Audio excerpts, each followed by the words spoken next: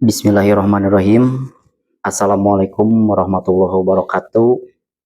Ketemu lagi bersama saya Andang dari Terapi Kabuyutan Nabawa Datala. Salam sehat. Saya selaku instruktur di keilmuan Gusmus Raksa Jasad akan menjelaskan salah satu organ, diantaranya adalah organ paru-paru. Saya akan menjelaskan organ paru-paru secara pasti alam dan juga secara pasti budaya. Paru-paru letaknya itu di rongga dada ya, rongga dada kita, dan paru-paru terdapat dua bagian ya, ada paru-paru kiri dan juga paru-paru kanan. Dan fungsi paru-paru tersebut adalah untuk bernapas ya, untuk menghirup oksigen dan mengeluarkan yang namanya karbon dioksida. Baik, saya akan menjelaskan yang pertama. Oksigen masuk pada lubang hidung kita ya, masuk kepada lubang hidung itu secara inspirasi ya. Jadi secara otomatis oksigen masuk ke dalam rongga hidung. Nah, di sini di rongga hidung itu akan dihangatkan ya atau dilembabkan mengikuti suhu tubuh kita ya. Dan di sini juga terdapat bulu-bulu ya, bulu-bulu hidung. Di sini akan disaring dari partikel-partikel debu. Dari bulu-bulu ini akan menyaring ya partikel-partikel debu yang masuk ke rongga hidung. Udara atau oksigen lalu akan disalurkan ke paring ya. Sehingga dari paring nanti akan masuk lagi ke laring ya. Nah, di laring itu terdapat yang namanya persilangan ya. Persilangan antara oksigen dan juga makanan. Dan di laring ini terdapat yang namanya epiglotis ya. Yang dimana epiglotis ini akan menutup secara otomatis dan membuka secara otomatis. Dan di situ ada dua rongga ya, ada dua ruang.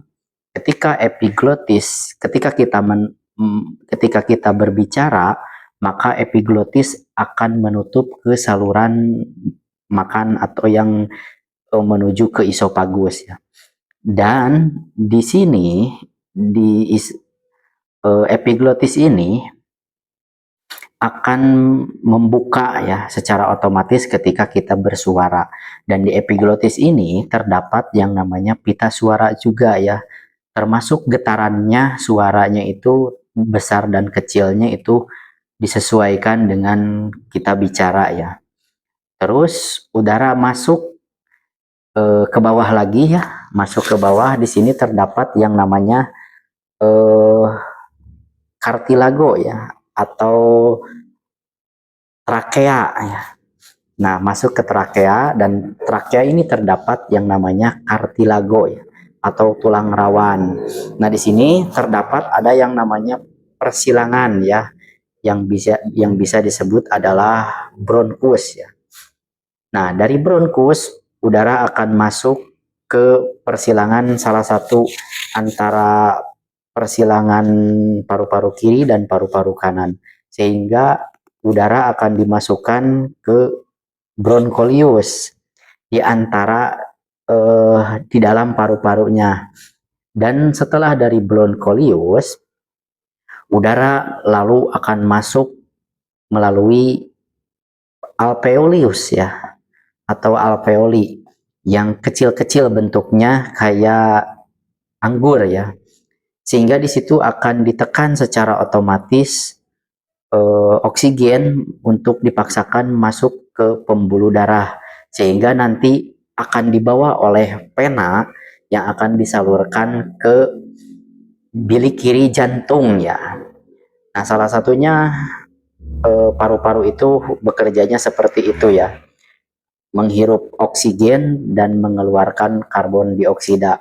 Dari mulai lubang hidung, udara masuk, dan di situ akan dilembabkan dan didinginkan atau dihangatkan mengikuti suhu tubuh.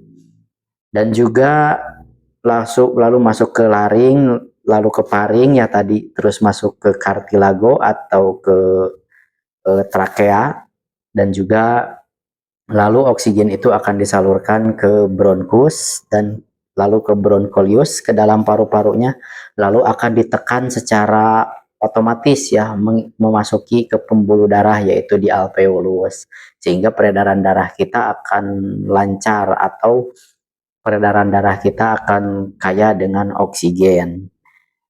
Dan paru-paru ini secara pasti alamnya itu adalah menghirup oksigen dan mengeluarkan karbon dioksida ya.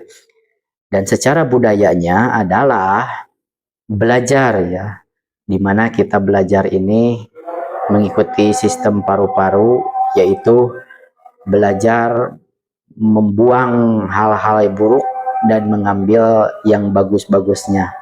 Kalau istilah dari Islam itu adalah lakukan perintahnya dan jauhi larangannya. Nah, itu secara pasti alam dan secara pasti budaya menurut Gusmus Terapi, yaitu organ paru-paru. Terima kasih yang bisa saya sampaikan, mudah-mudahan bermanfaat.